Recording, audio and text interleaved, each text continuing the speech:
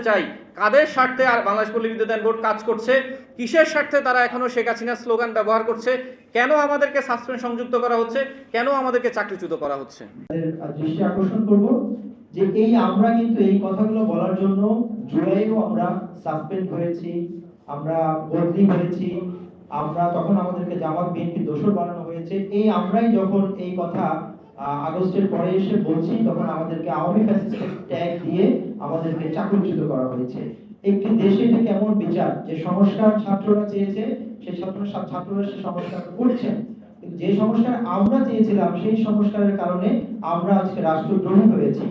আমার সাধারণ মানুষের কাছে এবং আমাদের সাংবাদিক বন্ধু যারা আছেন, যারা জাতির বিবেক হিসেবে কাজ করছেন, তাদের কাছে এই প্রশ্ন থাকবে এবং আপনাদের কাছে উদাত্ত আহ্বান থাকবে, আমার সম্পর্কে আপনারা যাচাই বাছাই করুন। আমার যদি বিন্দুমাত্র আওয়ামীর সাথে কোনো সংযুক্ততা থাকে, আমাকে যে পানিশমেন্ট দিবেন আমি মাথা পেতে নিব।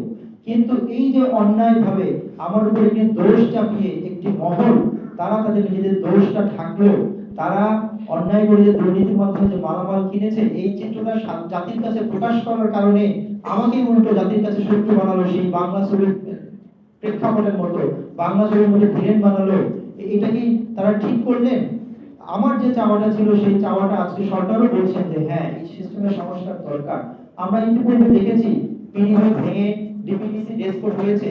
যদি এটা প্রয়োজন না হতো, সংস্কারের প্রয়োজন না হতো, তাহলে এটা করা হতো না। এটা কেন করা হলো? আজকে 47 বছর ধরে একটি সিস্টেম চলছে। এই সিস্টেমটা আপনারা জেনে অবাক হবেন, এই সিস্টেমটা ওয়ান কাইন্ড অফ সেই ব্রিটিশ শাসনের মতো। একটা আমরা কলোনিয়াল যুগে বাস করছি, যেখানে পল্লী বিদ্যুৎ বোর্ড তারা হচ্ছে শাসক আর আমরা হচ্ছে শোষিত। তারা আমাদের রক্ত চুষে, আমরা ফিল্ডে কাজ করছি, আমরা ঘাম ঝরাচ্ছি, আমরা লাইন চালু রাখছি, তারা শুধুমাত্র ঢাকায় বসে নীতি নির্ধারণ করছেন। এই দাবির প্রেক্ষিতে আমাকে চাকরিচ্যুত করা হয়েছে, এটা সম্পূর্ণ অন্যায়। আমি চাই যে আমরা যে দাবি করেছিলাম সংস্কারের দাবিটা বাস্তবায়ন করা হোক অতি দ্রুত।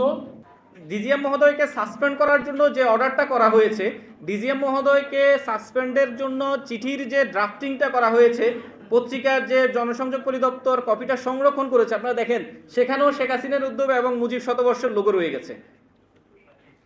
অথচ আমাদের বিদ্যুৎ বিলের কাগজে একটা প্রিন্ট যাওয়ার জন্য একজনকে সাসপেন্ড করা হয়েছে, কিন্তু আরইবি সেই সাসপেন্ডের কাগজ যেটা সংরক্ষণ করেছে, সংরক্ষণ কপিতেও কিন্তু সেই স্লোগান রয়ে গেছে।